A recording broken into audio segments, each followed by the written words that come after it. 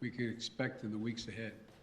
First, how concerned should you be about Omicron, which is now the dominant variant in this country, and it happened so quickly? The answer is straightforward. If you're not fully vaccinated, you have good reason to be concerned.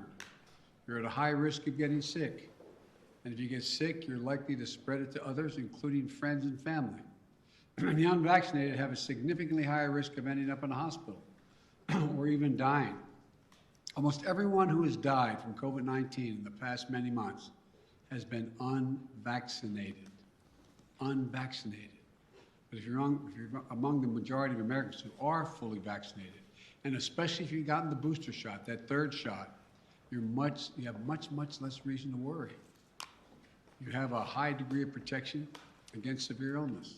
But because Omicron spreads so easily, we'll see some fully vaccinated people get COVID, potentially in large numbers. There will be positive cases in every office, even here in the White House, among the vaccinated from Omicron. But these cases are highly unlikely to lead to serious illness. Vaccinated people who get COVID may get ill, but they're protected from severe illness and death. That's why you should still remain vigilant.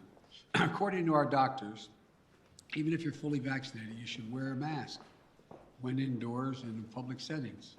Wearing a mask provides extra protection for you and those around you. And I know some Americans are wondering if you can safely celebrate the holidays with your family and friends. The answer is yes, you can. If you and those you celebrate with are vaccinated, particularly if you've gotten your booster shot. If you are vaccinated and follow the precautions that we all know well, you should feel comfortable celebrating Christmas and the holidays as you planned it. You know, you've done the right thing because you enjoy the holiday season. And thanks to the progress on vaccinations this fall, we've gone from nearly 90 million adults in July who had not even started their vaccination process to fewer than 40 million today. Still too many, but down from 90 to 40. All these people who have not been vaccinated, you have an obligation to yourselves, to your families, and quite frankly, I know I'll get criticized for this, to your country. Get vaccinated now. It's free. It's convenient. I promise you, it saves lives. And I honest to God believe it's your patriotic duty. Another question folks are asking is, what can you do to make yourself and your family feel safer and be safer? The answer is simple. Get your booster shot. Wear a mask. Our doctors have made it clear. Booster shots provide the strongest of protections. Unfortunately, we still have tens of millions of people who are eligible for the booster shot but have not yet gotten it. They've gotten the first two shots, but they've not gotten the booster. Folks, the booster shots are free and widely available. Over 60 million Americans, including 62% of eligible seniors, our most vulnerable group, have gotten their booster shots. I got my booster shot as soon as they were available. And just the other day, former President Trump announced he had gotten his booster shot. Maybe one of the few things he and I agree on. People with booster shots are highly protected. Join them. Join us. It's been 6 months or more since my second shot. If it's been 6 months or more for your second shot when I got my booster, you can get yours today. It's been 6 months or more since your second shot. Another question that folks are asking is, are we going back to March 2020? Not this last March 2021, but March 2020 when the pandemic first hit. That's what I keep getting asked. The answer is absolutely no. No. There are three big differences between then and now. Number one, first one, more than 200 million Americans have been fully vaccinated. In March of 2020, no one was fully vaccinated. What that means is today, a case of COVID-19 for fully vaccinated and boosted person will most likely mean no symptoms or mild ones similar to the common respiratory viruses. Over 200 million Americans should have the peace of mind that they did not have in March of 2020. They're protected. from hospitalization, and they're protected from death. Second point, we're prepared today for what's coming. In March of 2020, we were not ready. Today, we stockpiled enough gowns, masks, and ventilators to deal with the surge of hospitalizations among the unvaccinated. Today, we're ready. And as I'll explain in a few minutes, we're going to be reinforcing our hospitals, helping them. Number three, we know a lot more today than we did back in March of 2020. For example, last year, we thought the only way to keep your children safe was to close our schools. Today, we know more and we have more resources to keep those schools open. You can get 5 to 11-year-olds vaccinated, a tool we didn't have until last month. Today, we don't have to shut down schools because of a case of COVID-19. Now, if a student tests positive, other students can take the test and stay in the classroom if they're not infected, rather than closing the whole school or having to quarantine. We can keep our K through 12 schools open. That's exactly what we should be doing. So folks, let me summarize. We should all be concerned about Omicron, but not panicked. If you're fully vaccinated, and especially if you got your booster shot, you are highly protected. And if you're unvaccinated, you're at a higher risk of getting severely ill from COVID-19, getting hospitalized, and even dying. So the best thing to do is get fully vaccinated and get your booster shot. And no, this is not March of 2020. 200 million people are fully vaccinated. We're prepared. We know more. We just have to stay focused. So that's where we stand. Now let me tell you about the additional steps I'm ordering today to take on what is coming. I know you've heard a lot of this in the news already this morning.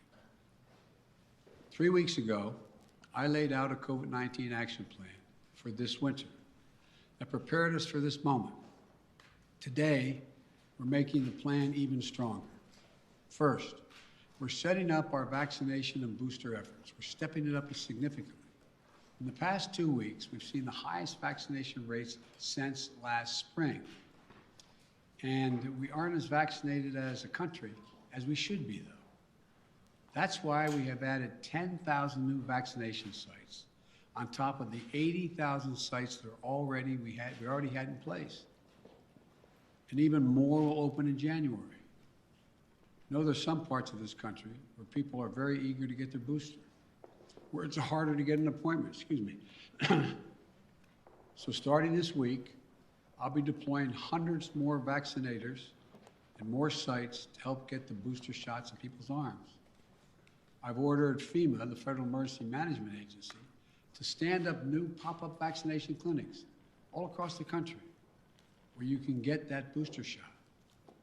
We've opened, we've opened FEMA vaccination sites in Washington State and New Mexico recently as cases have increased.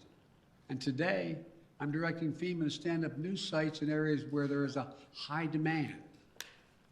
These steps are going to help us add more and more booster appointments and just over the next few weeks. I also want to say a word to parents.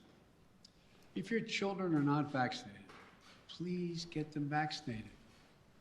If you're a parent, understandably, who waited to see how the first shots went with other kids before getting your own kid vaccinated, you can stop waiting. 6 million children in our country, ages 5 to 11, are vaccinated. Get your children protected today, now. For those parents out there who have a child that's too young to be vaccinated, that is under the age of 5, I know this can still be a scary time. But one thing you can and must do while we await vaccines for children under 5, get yourself fully vaccinated and boosted, as well as those around you, your children, your caregivers, your siblings. It's critical to mask up in public indoor places. We know that our youngest children have only rarely been impacted by serious COVID-19 cases, but they can be further protected if they're surrounded by vaccinated people. And again, to folks who are not vaccinated, you might think you're putting only yourself at risk, but it's your choice. Your choice is not just a choice about you. It affects other people. You're putting other people at risk. Your loved ones, your friends, neighbors, strangers you run into. And your choice can be the difference between life or death. The longer the virus is around, the more likely variants form that may be deadlier than the ones that have come before. Let me say again and again and again and again, please get vaccinated. It's the only responsible thing to do. Those who are not vaccinated are causing hospitals to become overrun again. I just spoke to the governor of New York. Every COVID-19 hospital means someone with a heart attack, cancer, or other serious illness may not get that bed and that life-saving care they need in the hospital. Look, let me give it to you straight again. Omicron is serious, potentially deadly business for unvaccinated people. Let me be clear. Thanks to the prior administration and our scientific community, America is one of the first countries to get the vaccine. Thanks to my administration and the hard work of Americans, we led a rollout that made America among the world leaders in getting shots in arms. But uptake slowed this summer as vaccine resistance among some hardened. Look, the unvaccinated are responsible for their own choices. But those choices have been fueled by dangerous misinformation on cable TV and social media. You know, these companies and personalities are making money by peddling lies and allowing misinformation that can kill their own customers and their own supporters. It's wrong. It's immoral. I call on the purveyors of these lies and misinformation to stop it. Stop it now. One of the other things that we know that has to be done is more testing. Because Omicron spreads easily, especially among the unvaccinated. It's critically important that we know who's infected. That means we need more testing. And on that score, we're now where we should be. Yes, we have over 20,000 free testing sites. Yes, we've used the Defense Production Act and spent $3 billion to greatly expand the number of at-home tests available for purchase online and at your local pharmacy. And yes, we made sure insurance covers the PCR tests you get in the hospital or at your doctor's office. But starting next month, private insurance will also cover at-home testing. So you can order a test online and get reimbursed. We're providing access to free at-home tests for those who may have insurance as well, may not have insurance, I should say, as well. But it's not enough. We have to do more. We have to do better, and we will. Starting this week, the federal government will set up emergency testing sites in areas that need additional testing capacity. Before Christmas, the first several of these federal testing sites will be up and running in New York City, with many more to come. This free testing is going to help reduce the waiting lines, the time you have to stand there, and sometimes it's an hour or more. We're going to continue to add federal testing sites where needed, so that if you want an immediate test, there'll be a place where you can go get it. We also need to do better with at-home testing. So I'm announcing today, the federal government will purchase $500 million, that's not million, billion with a B, additional at-home rapid tests with delivery starting in January. We'll be getting these tests to Americans for free. We'll have websites where you can get them delivered to your home. We've arranged for it to be easier for you to find a free COVID testing site near you on Google. Just enter COVID test near me in the Google search bar, and you can find a number of different locations nearby where you can get tested. We're going to continue to use the Defense Production Act, as we did earlier this month, to make sure we're producing as many tests and as quickly as possible. The bottom line is it's a lot better than it was, but we're taking even more steps to make it easier to get tested and get tested for free. Next, we're preparing hospitals for what's coming. Those 40 unvaccinated adults have a good chance of getting COVID-19, and some of you will get very sick. That'll mean hospitals are going to get extremely stressed again, both in terms of equipment as well as personnel to care for those who get sick. That's why my administration has stockpiled and pre-positioned millions of gowns, gloves, masks, and ventilators. We call it PPP. We're ready to send them immediately to any state that needs more. In addition, I've directed the Pentagon to mobilize an additional 1,000 troops to be deployed to help staff local hospitals and expand capacity. That's 1,000 military doctors, nurses, and medics. We've already started moving medical teams. They've already landed in Wisconsin and Indiana this week. This is on top of 300 federal medical personnel that are now on the ground, having deployed since we learned about Omicron. Look, while we know staffing is the biggest need for hospitals, some may need more beds as well. We're prepared. I've directed FEMA to activate the National Response Center and begin deploying teams now to provide additional hospital beds. We'll begin to construct emergency capacities near hospitals, in parking garages, and nearby buildings to be ready if needed. And the federal government is paying for all of this, period, all of it. Further, FEMA will deploy hundreds of ambulances and EMS crews so that if one hospital fills up, we can transport patients to beds elsewhere. This week, we'll send dozens of ambulances to New York and Maine because the COVID is spreading very rapidly to help transport patients. Our doctors, nurses, hospital staffs have gone above and beyond during this pandemic. The strain and stress is real. I really mean it, it's real. And we'll have their backs, though. We have to let them know we have their backs. Finally, we're making sure that COVID-19 no longer closes businesses or schools. Last week, the federal court reinstated my administration's vaccination or test, the vaccination or test rule for businesses with more than 100 employees. The rule requires employers with 100 or more employees to protect their workers who are on site and indoors with the requirement that they be vaccinated or tested each week or go home. These rules are going to keep workers safe, and keep workers safe will help keep businesses open. If people are vaccinated or tested, they are much less likely to get sick and less likely to spread it to others. Customers are more likely to come in and shop because they know it's a safe environment. I know vaccination requirements are unpopular for many, and not even popular for those who are anxious to get them. My administration has put them in place not to control your life, but to save your life and the lives of others. Where 400,000 Americans died from COVID this calendar year, and almost all were unvaccinated. Almost all were preventable. The rule is legal and effective.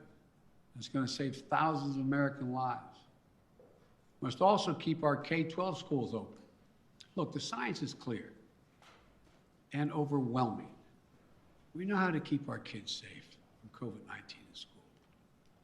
K through 12 schools should be open, and that safety is increased if schools require all adults who work in the schools to get vaccinated and take the safety measure that the CDC has recommended, including masking. I got Congress to pass billions of dollars in school improvements, ventilation, and social distancing. Schools should be safer than ever from COVID-19. And just Friday, the CDC issued a test-to-stay guidelines. So schools can stay open and kids can stay in class even if a classmate tests positive. COVID-19 is scary, but the science is clear. Children are safe as safe in schools as they are any place, assuming the appropriate precautions have been taken and they've already been funded. Let me close with this. I know you're tired. I really mean this, and I know you're frustrated. We all want this to be over, but we're still in it. And this is a critical moment. We also have more tools than we ever had before. We're ready. We'll get through this. As we head into the holidays, I want us to all keep the faith. I want to sincerely thank you for your perseverance, your courage, your countless acts of kindness, love, and sacrifice during these last 2 years. Throughout our history, we've been tested as a people and as a nation through war and turmoil. We had to ask whether we'd be safe, whether we'd be okay, whether we'd get back to who we are. We've always endured because remember, there is no challenge too big for America. I mean this from the bottom of my heart, no challenge. We've come through better and stronger because we stay together as the United States of America. That's what we have to keep doing today. We can do this together. I guarantee you. May God bless you all, and may God protect our troops. And happy holidays. God love you all. Thank you. Mr. President, on testing, sir, you said we have to do better, but public health officials have been saying for months you need to surge rapid tests for just this moment. Is it a failure that you don't have an adequate amount of tests for everyone to be able to get one if they need one right now?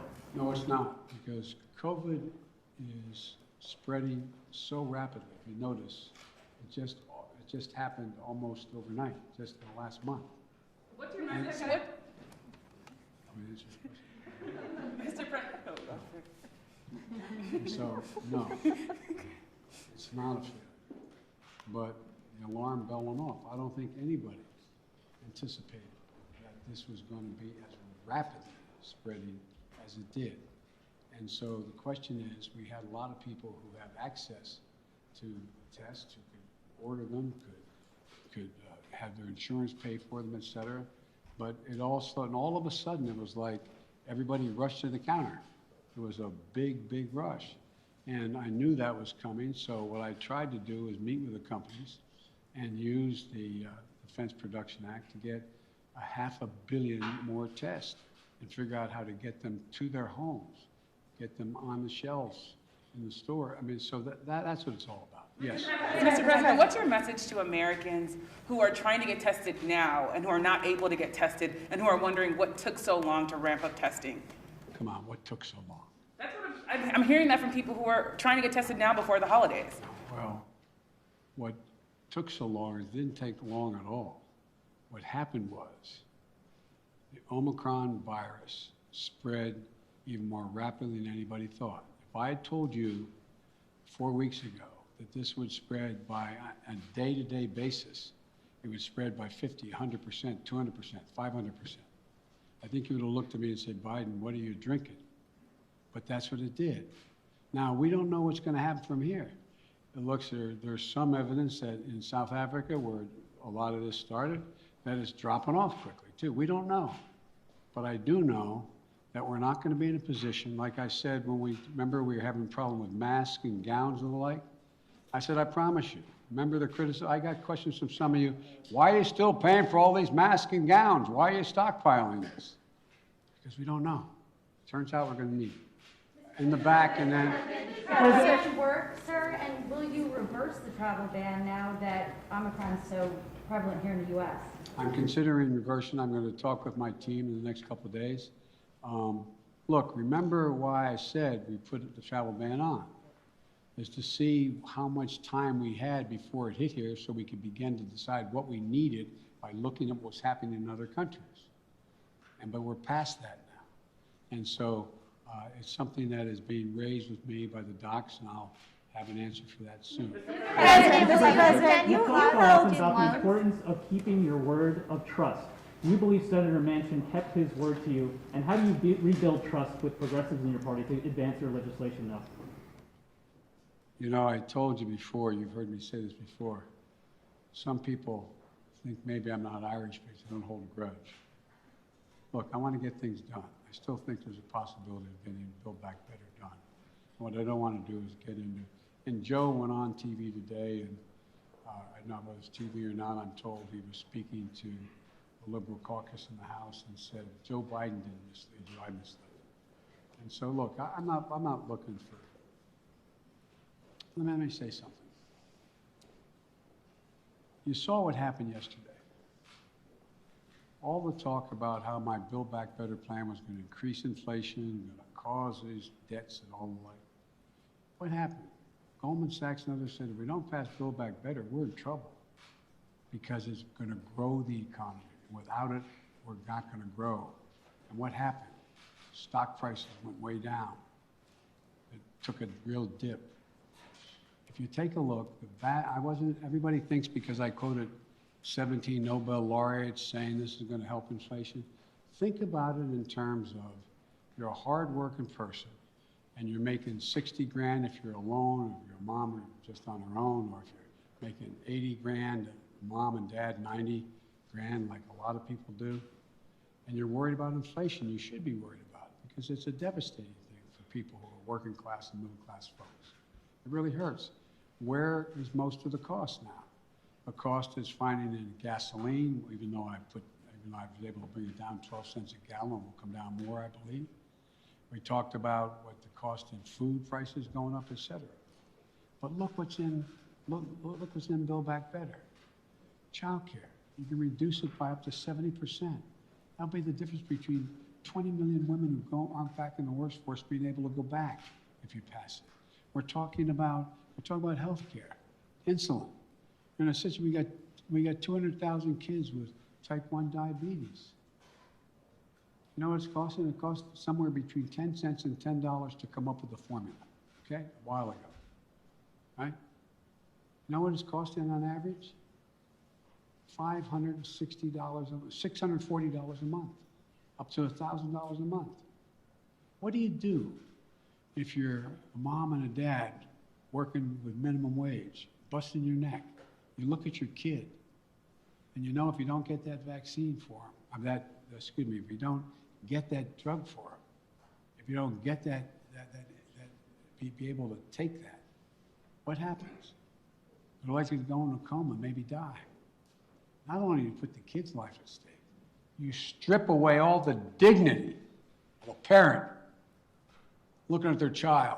I'm not joking about this. Imagine being a parent, looking at a child, and you can't afford. You have no house to borrow against. You have no savings. It's wrong. But all the things in that bill are going to reduce prices and cost for middle class and working class people. It's going to reduce their cost. What's inflation? Having to pay more than the money you have because things have gone up. Well, bring down all those costs across the board from child care to a child care tax credit. But I'm not supposed to be having this press conference.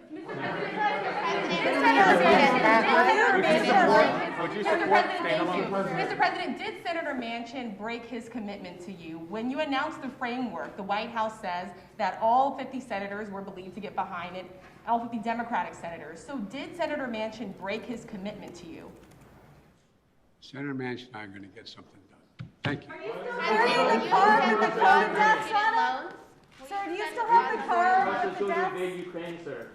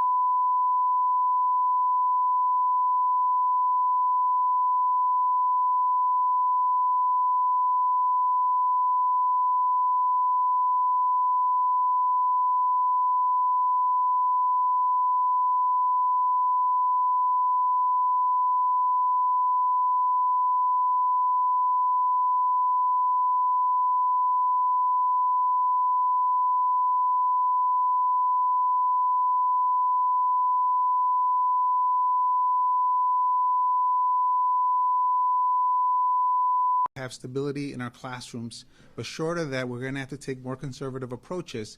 With that and expecting that, we are going to continue our initiative with home tests, and these are PCR, where we're going to be getting, by the third week in January, a weekly supply of 10,000 tests that we will supply to any child who's in quarantine so they can take that test. And when we get we get the negative results, we'll be able to bring them back earlier.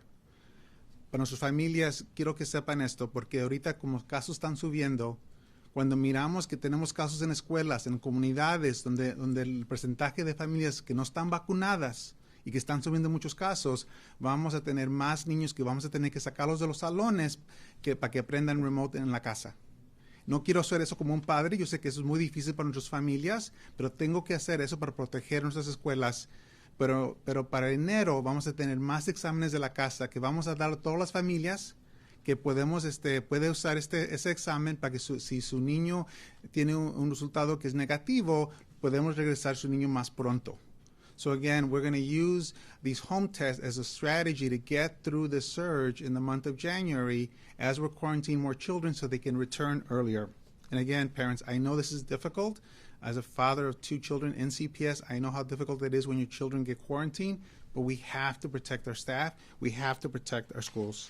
So again, please continue to, we have seen a good stream of increased vaccination, specifically in 5 to 11-year-olds. In fact, we've narrowed the gap between the city and our district, with the city over 30% of 5 to 11 getting vaccinated. We're very close to that. So I want to thank our families for doing that, and please continue. Ahorita estamos mirando el porcentaje de niños que están vacunados de 5 a 11 está subiendo, y eso me da mucho gusto, y gracias a nuestros padres, pero tenemos que continuar y tenemos que tener más nuestros niños vacunados. And with that, I will bring up Commissioner Meyer. Thank you.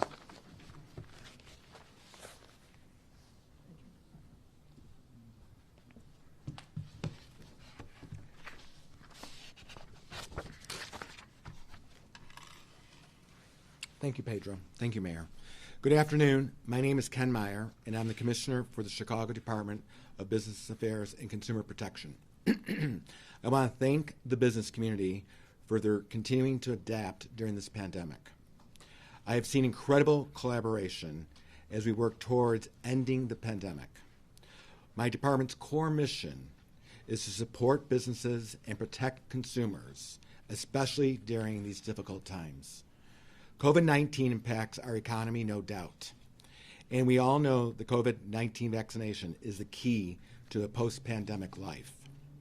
The vaccination requirements will slow down the spread of COVID-19 and its variants to help us continue our path to recovery. Following major cities like New York City and Los Angeles, Chicago required proof of full vaccination, as you've just heard, on Monday, January 3rd, 2022. This new requirement means that any individual 5 years of age or older will be required to show proof that they are fully vaccinated against COVID-19 to dine indoors, visit gyms, and enjoy entertainment venues where food and drinks are being served. Also, anyone over the age of 16 will need to show identification. The City of Chicago mask mandate remains in effect for public indoor settings. So let me repeat. The City of Chicago mandate for wearing masks remains in effect for all indoor settings. As a reminder, outdoor settings include sidewalk cafes, outdoor patios, rooms with retractable roofs, and outdoor tents when their sides are open. The new public health order does not include capacity limits, and unvaccinated employees of these establishments and venues will have a testing option.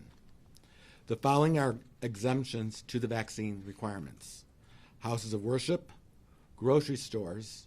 However, dining sections are not exempt inside a grocery store. K-12 schools and daycares, locations in residential or office buildings, the use of which is limited to residents, owners, or tenants of that building. Food service establishments providing only charitable food services, such as a soup kitchen, and O'Hare Midway International Airports. Also, individuals can enter a location for less than 10 minutes for the purpose of ordering and carrying out food, making delivery, or using a bathroom. Establishments will be required to, 1, post signage at each publicly accessible entrance and at least one location inside informing patrons of the vaccination requirement. 2, keep a written protocol for their employees on the vaccination requirement and the procedures